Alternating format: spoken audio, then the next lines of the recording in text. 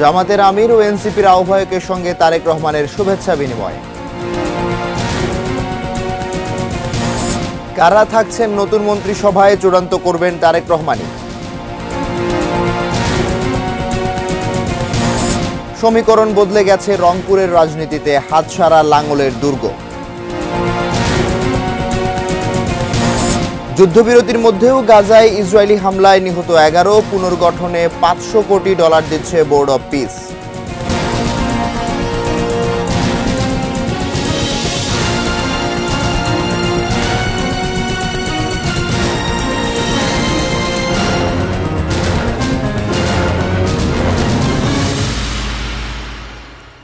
দেখছেন ATN news আওয়ারের সঙ্গে আছি আমি আশরাফ আল মাহাথির। নাসির সিনটেক্স গ্রুপের সৌজন্যে শিরোনামগুলো শুনছিলেন, পুরো খবর জানাবো এবার।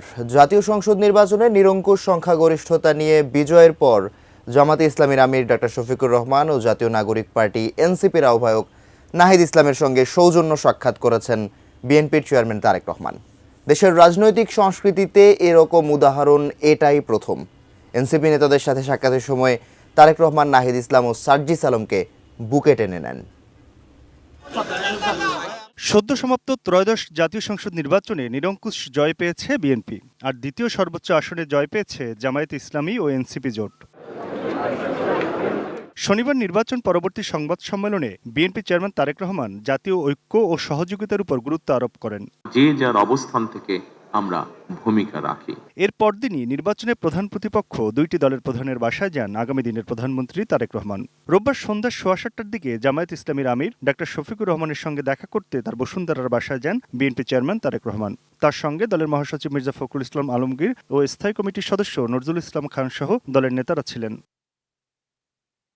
তাদের সাক্ষাতের পর জামায়াতের নায়েবে আমির ডক্টর আব্দুল্লাহ মোহাম্মদ তাহের বলেন, এই সৌজন্য সাক্ষাৎ রাজনীতির একটা নতুন সংস্কৃতি এবং গুণগত পরিবর্তন। আমি মনে করি এই ধরনের নিউ কালচার নিজেদের ভিতরে থাকাটা এটা একটা গুণগত পরিবর্তন।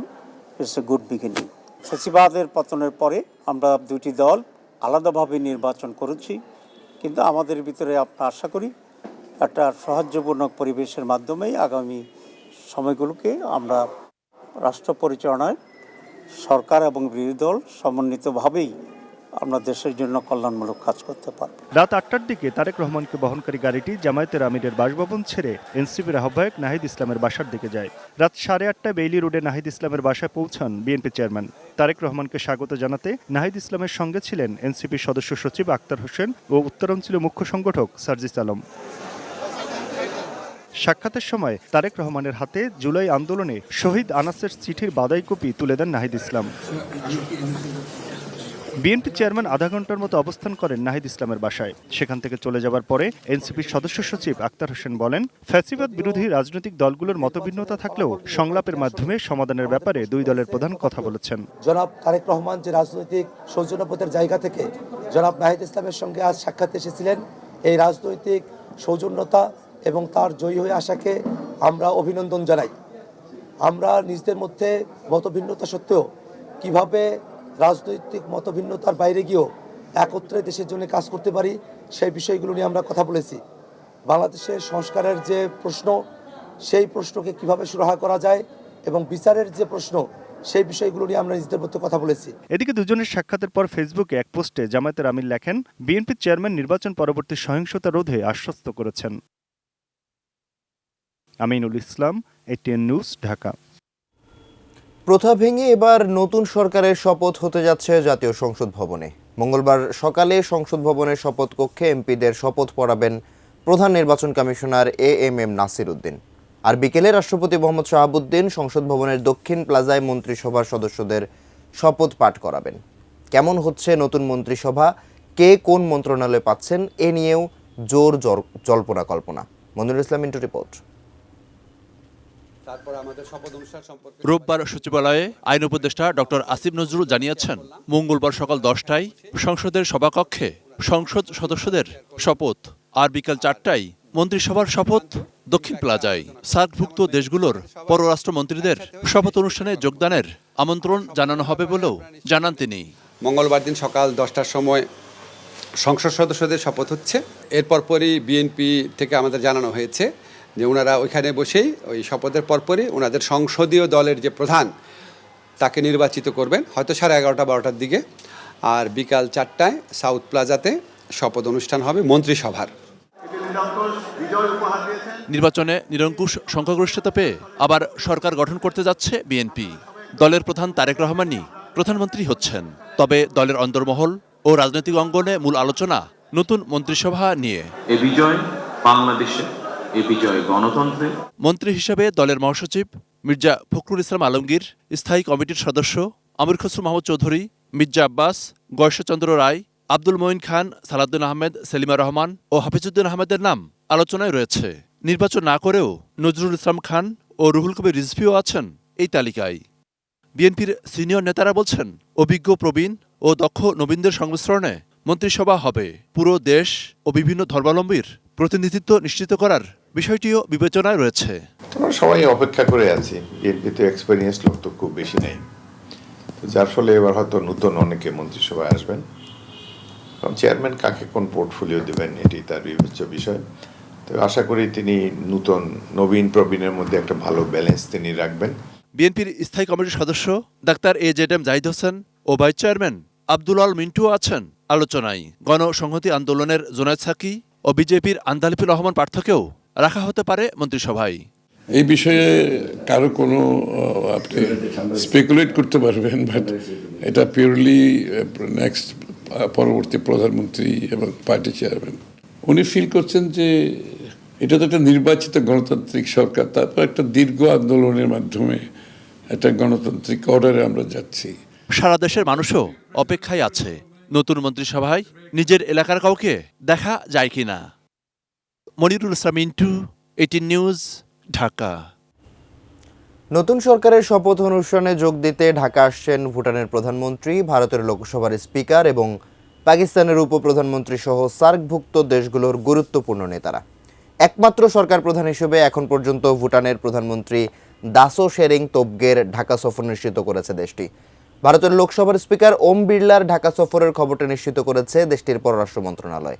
দুই দেশের কূটনৈতিক সূত্র নিশ্চিত করেছে ওম বিড়লার সঙ্গে আসছেন ভারতের পররাষ্ট্র সচিব বিক্রম মিশ্রিও।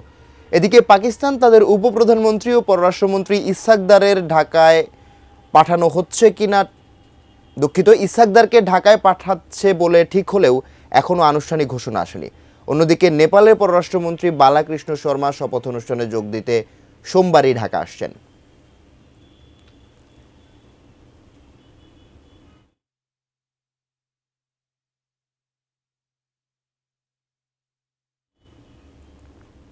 এবারে নির্বাচনে মোট প্রদত্ত ভোটের 49.97% পেয়ে শীর্ষে আছে বিএনপি। 299 আসনে নির্বাচন এবং 297টির ফলাফল প্রকাশের মধ্যে তারা এককভাবে পেয়েছে 209টি। রোববার নির্বাচন কমিশন ভোটের প্রদানের চূড়ান্ত হিসেব জানিয়েছে। ভোটের হারে দ্বিতীয় অবস্থানে রয়েছে জামাতে ইসলামী, তারা এককভাবে পেয়েছে 31.76%। জামাতের ভোটের এই হার এ যাবৎকালে দলটির সর্বোচ্চ। জামাত জোটের শরিক জাতীয় নাগরিক পার্টি এনসিপি আছে তৃতীয় স্থানে। 30টি আসনে প্রথমবারের মতো নির্বাচনে অংশ নিয়ে তারা পেয়েছে 3.5% ভোট। জাতীয় পার্টি এবার 199 আসনে প্রার্থী দিলেও তাদের অবস্থা শোচনীয়, প্রাপ্ত ভোটের হার 0.89%। এটি দলটির ইতিহাসে সর্বনিম্ন ভোট। এছাড়া চরমোনাই পীরের দল ইসলামী আন্দোলন পেয়েছে 2.7 এবং বাংলাদেশ খেলাফত মজলিস 2.09% ভোট। নির্বাচনে অংশ নেওয়া 51টির মধ্যে 10টি দলের অর্জন 0% ভোট। ত্রয়োদশ জাতীয় সংসদ নির্বাচনে বিএনপি জোটের নিরঙ্কুশ জয়ের মাঝেও বড় চমক দেখিয়েছেন ভোটাররা। দীর্ঘদিনের রাজনৈতিক প্রভাব আর সাংগঠনিক শক্তি থাকলেও শেষ হাসি হাসতে পারেননি বিভিন্ন দলের অনেক শীর্ষ নেতা। নির্বাচনী এই সমীকরণ ভোটারদের এই নীরব বিপ্লব নাকি আছে অন্য কোনো কারণ? বিভিন্ন আসনে পরাজিত হেভিওয়েট প্রার্থীদের ফলাফল বিশ্লেষণে তাই জানার চেষ্টা করেছেন আরাফাত সিদ্দিকী।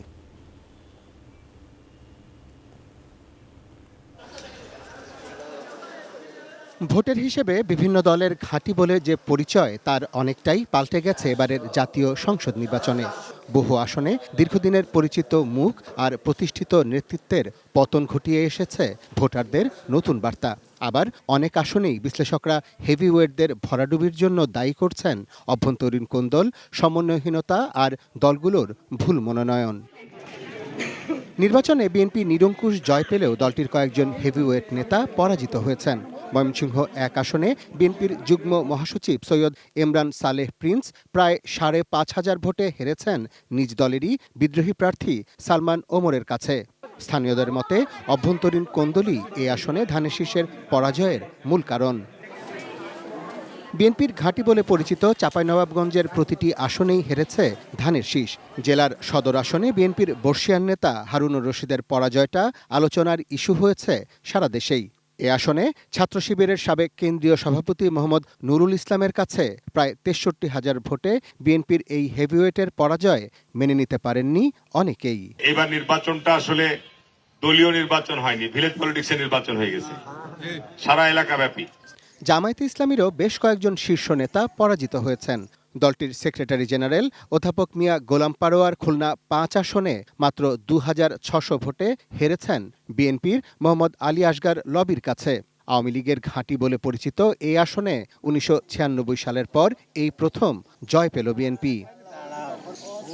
কক্সবাজার ২ আসনে জামায়াতের হামিদুর রহমান আজাদ বিএনপির আলমগীর মোহাম্মদ মাহফুজুল্লাহ ফরিদের কাছে হেরেছেন প্রায় ৩৪,০০০ ভোটে। অথচ ২০০৮ সালে ৪ দলীয় জোটের ভরাডুবির সময়ও এ আসনে জয় পেয়েছিলেন তিনি। সুনামগঞ্জ ২ আসনে জামায়াতের অ্যাডভোকেট শিশির মনিরও পরাজিত হয়েছেন। এ আসনে বিপুল ব্যবধানে জয় পেয়েছেন বিএনপির নাসির চৌধুরী। আলোচিত আসন ঢাকা ৮ থেকে জাতীয় নাগরিক পার্টি এনসিপির মুখ্য সমন্বয়ক নাসির উদ্দিন পাটোয়ারি মাত্র ৫,০০০ ভোটে হেরেছেন বিএনপির আরেক হেভিওয়েট মির্জা আব্বাসের কাছে। পঞ্চগড় ১ আসনে পরাজিত হয়েছেন দলটির উত্তরাঞ্চলীয় মুখ্য সংগঠক সার্জিস আলম। ৮,০০০ ভোটে তিনি হেরেছেন বিএনপির সাবেক স্পিকার জমির উদ্দিন সরকারের পুত্র নওশাদ জমিরের কাছে। ভাই, আমি ওনাকে অভিনন্দন এবং শুভেচ্ছা জানাতে এসেছি। তবে এই নির্বাচনে সবচেয়ে বড় ধাক্কা খেয়েছে হোসেন মোহাম্মদ এরশাদের জাতীয় পার্টি। দলটির ১৯৯ জন প্রার্থী সারা দেশে মাত্র ০.৮৯% ভোট পেয়েছেন। এমনকি লাঙ্গলের ঘাঁটি বলে পরিচিত রংপুর ৩ আসনে দলটির চেয়ারম্যান জিএম কাদের পেয়েছেন মাত্র ৪৩,৩৮৫ ভোট, হয়েছেন তৃতীয়। এ আসনে প্রায় ১,৭৬,০০০ ভোট পেয়ে জয়ী হয়েছেন জামায়াতের মাহবুবুর রহমান। Arafat Siddiqui, ATN news, Dhaka. রংপুরকে বলা হতো লাঙ্গলের দুর্গ। ১৯৯১ সাল থেকে ২০০৮ পর্যন্ত সব নির্বাচনেই উত্তরের এই বিভাগে বেশিরভাগ আসন ছিল হোসেন মোহাম্মদ এরশাদের জাতীয় পার্টির একচেটিয়া দখলে।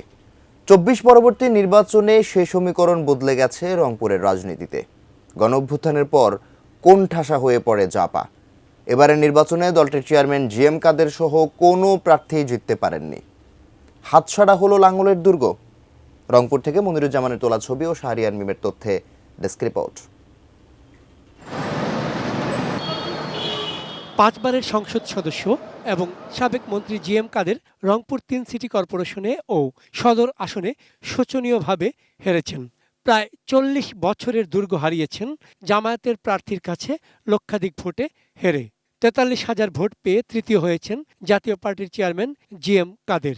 জিএম কাদের সাহেব উনি রংপুরের জন্য কোনো উন্নয়নমূলক কোনো কথা বলে নাই, কোনো কর্মকাণ্ড করে নাই, যার জন্য এই নির্বাচনে রংপুরের মানুষ ওনার দিক থেকে মুখ ফিরে নিয়ে অন্য পার্টিকে ভোট দিয়েছে। জাতীয় পার্টি একটা বেইমান লোক ৫ বছর আগে এমপি ছিল, এমপি থাকার পর ঢাকা পালাইছে, ওই পর্যন্ত আবার ভোট নিয়ে আসছে।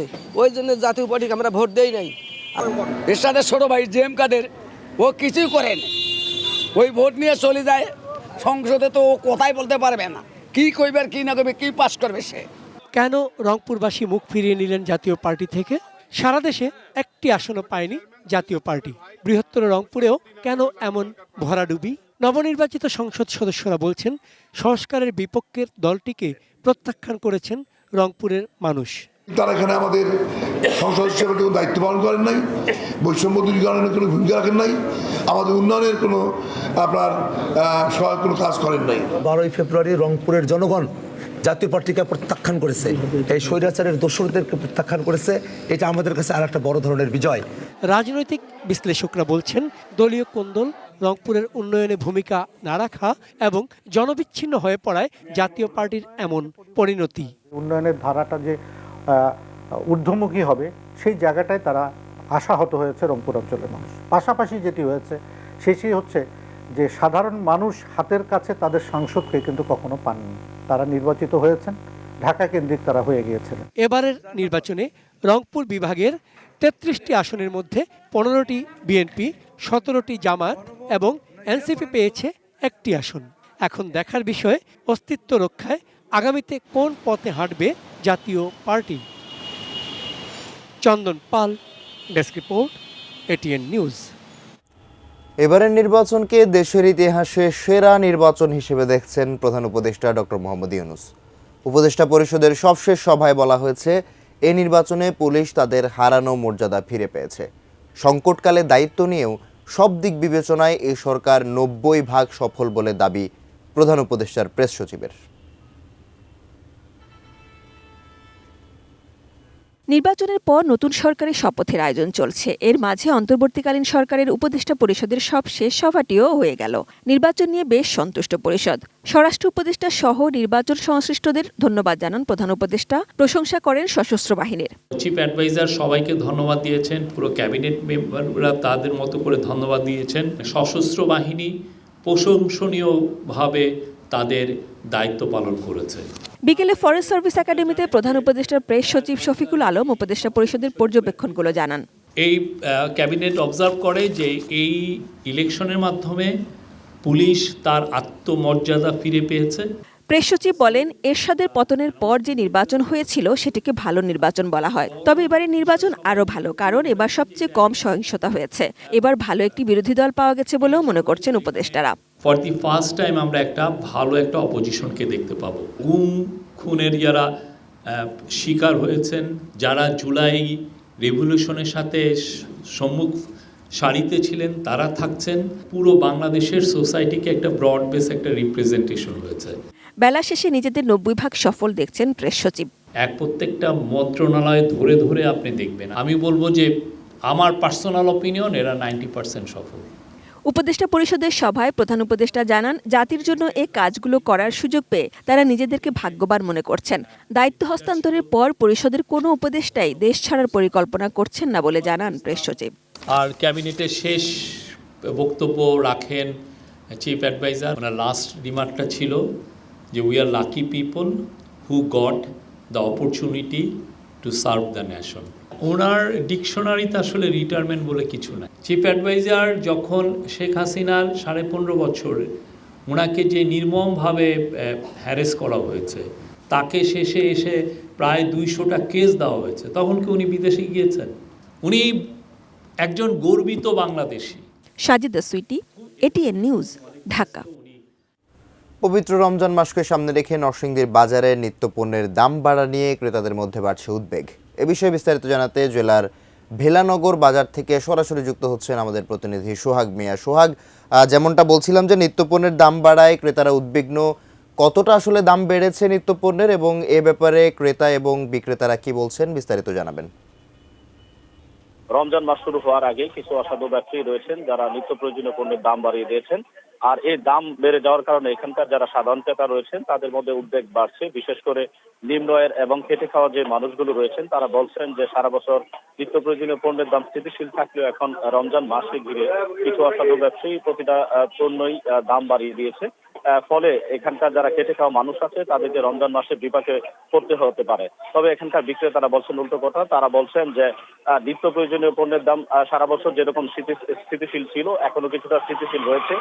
আমি রয়েছি নরসিংদীর বেলানগর বাজারে। এখানে বাজার ঘুরে বিভিন্ন নিত্য প্রয়োজনীয় পণ্যের যে দাম দেখেছি সেখান থেকে যদি কিছু দাম আপনাকে জানিয়ে দেই, এখানে ছোলা বিক্রি হচ্ছে প্রকারভেদে কেজি প্রতি 90 থেকে 100 টাকা এবং বিভিন্ন ধরনের ডাল রয়েছে, যেমন এখানে মসুর অ্যাঙ্কর ডাল বিক্রি হচ্ছে 170 টাকা এবং যে মুগ ডাল রয়েছে মুগ ডালও বিক্রি হচ্ছে 170 টাকা। এছাড়া এখানে মোটা যে মসুর ডাল রয়েছে সেটি বিক্রি হচ্ছে 100 টাকা।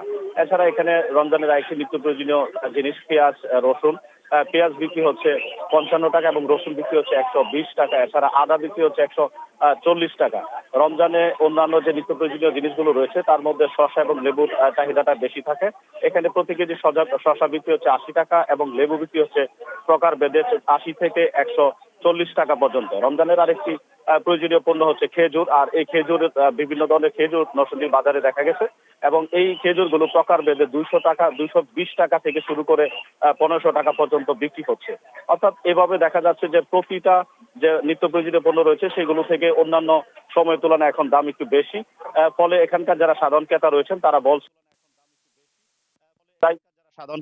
তারা বলছেন যে এই দামগুলো যদি লাগাম টানা যায় তাহলে সাধারণ ক্রেতাদের জন্য সুবিধা হয়। এই ছিল নরসিংদী থেকে আমার কাছে বাজার দরের সবশেষ খবর।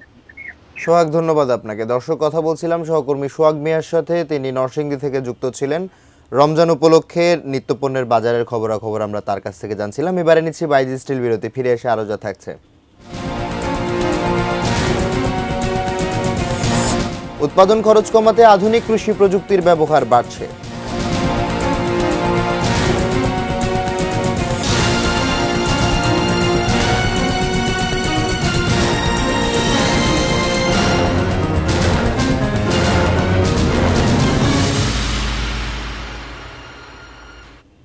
বিরতির পর আবারও স্বাগত নিউজ আওয়ারে, সঙ্গে থাকার জন্য ধন্যবাদ। হাতিয়ায় এক গৃহবধূকে ধর্ষণের অভিযোগ ঘিরে দেখা দিয়েছে ধোঁয়াশা। ওই নারীর অভিযোগ, শাপলাকলিতে ভোট দেওয়ায় ধর্ষণের শিকার হতে হয় তাকে। পুলিশ বলছে প্রাথমিক তদন্তে 2 দফায় মারামারির তথ্য পেয়েছেন তারা। নোয়াখালী প্রতিনিধি ফয়জুল ইসলাম জাহানের তথ্য ছবিতে ডেস্ক রিপোর্ট। 14 ফেব্রুয়ারি দুপুরে 250 শয্যা নোয়াখালী জেনারেল হাসপাতালে চিকিৎসা নিতে আসেন এক গৃহবধূ সহ কয়েকজন। প্রাথমিক চিকিৎসা নিয়ে ফিরে যাওয়ার 3 ঘন্টা পর ওই নারী আবার হাসপাতালের জরুরি বিভাগে এসে জানান ধর্ষণের শিকার হয়েছিলেন তিনি। লোকলজ্জায় প্রথমে ধর্ষণের কথা জানাতে পারেননি, পরে ধর্ষক ও তার সহযোগীদের নাম স্পষ্ট করেই জানান তিনি।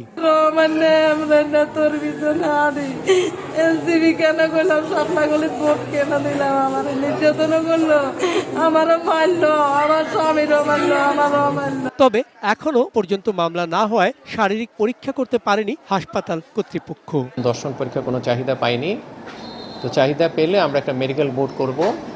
সেই মেডিকেল বোর্ড সার্ভাইভারকে পূর্ণাঙ্গ পরীক্ষা নিরীক্ষা করবে, শারীরিক পরীক্ষা করবে, পাশাপাশি ইনভেস্টিগেশন করবে। হাসপাতালে ওই নারীকে দেখতে যান নোয়াখালী 6 হাতিয়া আসন থেকে সংসদ সদস্য হিসেবে সদ্য বিজয়ী এনসিপির কেন্দ্রীয় নেতা হান্নান মাসুদ। তার দাবি, শাপলাকলিতে ভোট দেওয়ার কারণে ধর্ষণের শিকার হতে হয়েছে ওই গৃহবধূকে। এই ধরনের অত্যাচার থেকে বাংলাদেশের মানুষকে, হাতিয়ার মানুষকে মুক্ত করতে হবে এবং আমরা সেই লড়াইটা শুরু করছি, সামনেও চালাবো ইনশাল্লাহ। সামাজিক যোগাযোগ মাধ্যমে নারীকে ধর্ষণের ঘটনা প্রচার হওয়ার পর ফেসবুক লাইভে এসে অভিযুক্ত রহমান হোসেন দাবি করেন, ধর্ষণের শিকার ওই নারীর উল্লেখিত ধর্ষণের ঘটনার সময়ে তিনি নিজেই ভর্তি ছিলেন 250 শয্যা নোয়াখালী জেনারেল হাসপাতালে। আমি এটা করি না, এটা সব বানোয়াট, সব মিথ্যা মামলা, সব ষড়যন্ত্র চলছে আমার উপরে। প্রকৃত ঘটনা উদ্ঘাটন করে ঘটনাটা যদি সত্যি হয় তাহলে অপরাধীকে আইনের আনা হোক। যদি বিএনপির এখানে সংশ্লিষ্টতা না থাকে তাহলে যারা বিএনপির বিরুদ্ধে এই অপপ্রচার করতেছে তাদেরকে আইনের আওতায় আনা হোক। এ ঘটনায় এখনো লিখিত অভিযোগ পায়নি পুলিশ।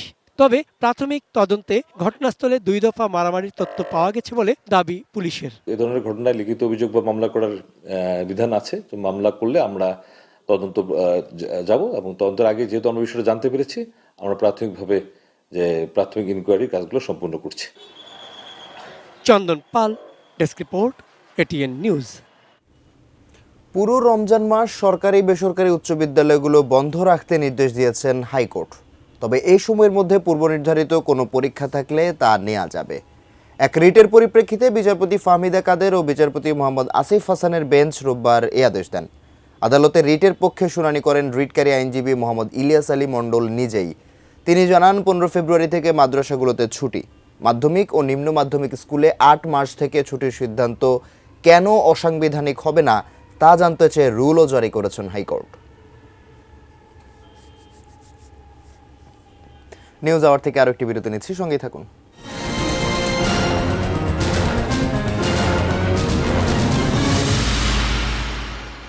আবারও স্বাগত নিউজ আওয়ারে। এবারে জানাবো বাণিজ্য সংবাদ presented by Pubali bank PLC.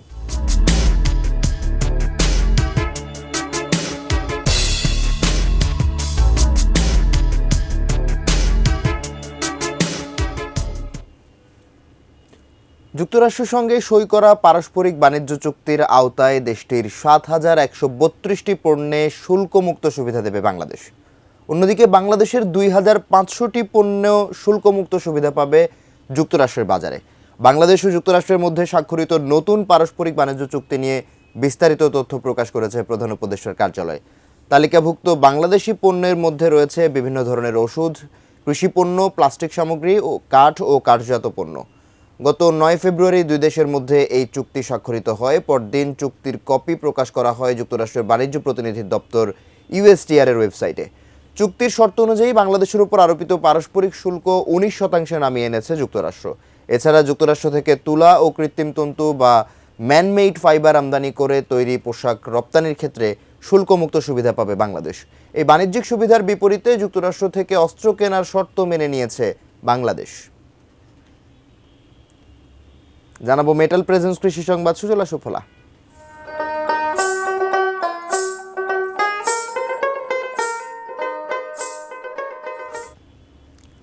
শ্রমিক সংকট, সময়ের চাপ আর উৎপাদন খরচ কমাতে আধুনিক কৃষি প্রযুক্তির ব্যবহার বাড়ছে ক্ষেত খামারে। মাঠ পর্যায়ে যান্ত্রিক চারা রোপণ কার্যক্রম বাস্তবায়ন করেছে বাংলাদেশ ধান গবেষণা ইনস্টিটিউট। দিনাজপুর সদর উপজেলার কাউগার প্রযুক্তি গ্রামে স্থানীয় কৃষকের জমিতে রাইস ট্রান্সপ্লান্টার ব্যবহার করে ব্রি ধান 108-এর চারা রোপণ করা হচ্ছে। এই যন্ত্রের মাধ্যমে স্বল্পবয়সী চারা ব্যবহার করে অল্প সময়ে কম শ্রম ও কম খরচে নির্দিষ্ট দূরত্ব বজায় রেখে চারা রোপণ সম্ভব হচ্ছে। নির্দিষ্ট দূরত্বে চারা রোপণের ফলে চারার সুস্থ বৃদ্ধি নিশ্চিত হচ্ছে, একই সঙ্গে রোগবালাইয়ের ঝুঁকি কমে আসছে।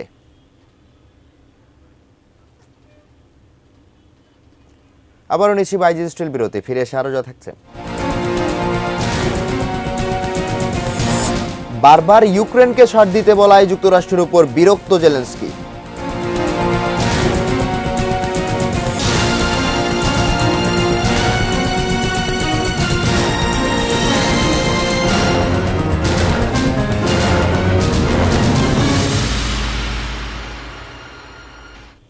বিরতির পর আরও একবার স্বাগত নিউজ আওয়ারে। এবারে জানাবো সন্ধানী লাইফ ইন্স্যুরেন্স কোম্পানি লিমিটেডের সৌজন্যে দেশের বাইরের খবর।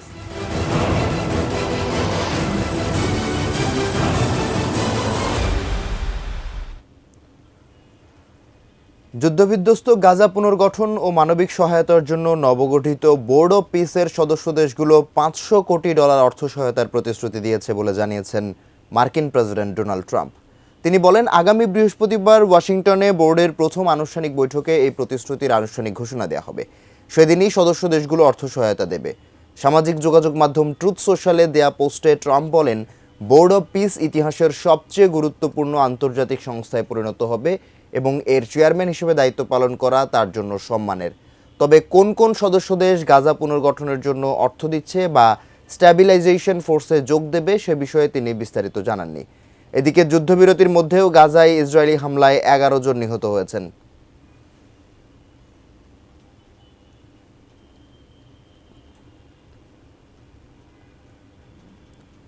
যুক্তরাষ্ট্র বারবার ইউক্রেনকে ছাড় দিতে বলায় চরম বিরক্তি প্রকাশ করেছেন দেশটির প্রেসিডেন্ট ভলোদিমির জেলেনস্কি। মিউনিখ নিরাপত্তা সম্মেলনে দেয়া বক্তব্যে জেলেনস্কি বলেন, রুশ প্রেসিডেন্ট পুতিনকে যুদ্ধবিরতি ঘোষণায় বাধ্য করার ক্ষমতা রয়েছে প্রেসিডেন্ট ট্রাম্পের এবং এই যুদ্ধবিরতি খুবই দরকার বলে মনে করেন তিনি। শান্তি চুক্তিতে পৌঁছাতে ট্রাম্পের দিক থেকে খানিকটা চাপ আছে বলে স্বীকার করেন জেলেনস্কি। তবে বলেছেন, আমেরিকানরা প্রায়ই ছাড়ের কথা বলে এবং বেশিরভাগ সময়ই চাপটা আসে ইউক্রেনের ওপর, রাশিয়ার ক্ষেত্রে নয়। নিউজ আওয়ার শেষ করব, তার আগে নাসির সিনটেক্স গ্রুপের সৌজন্যে শিরোনামগুলো জানাচ্ছি আরও একবার। জামাতের আমির ও এনসিপির আহ্বায়কের সঙ্গে তারেক রহমানের শুভেচ্ছা বিনিময়। কারা থাকছেন নতুন মন্ত্রিসভায় চূড়ান্ত করবেন তারেক রহমানই। সমীকরণ বদলে গেছে রংপুরের রাজনীতিতে, হাতছাড়া লাঙ্গলের দুর্গ। যুদ্ধবিরতির মধ্যেও গাজায় ইসরায়েলি হামলায় নিহত 11, পুনর্গঠনে $500 কোটি দিচ্ছে বোর্ড অব পিস। উৎপাদন খরচ কমাতে আধুনিক কৃষি প্রযুক্তির ব্যবহার বাড়ছে।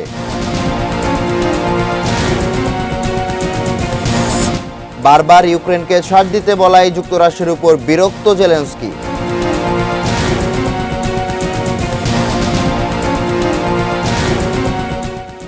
এই ছিল নিউজ আওয়ার। এতক্ষণ সঙ্গে থাকার জন্য ধন্যবাদ।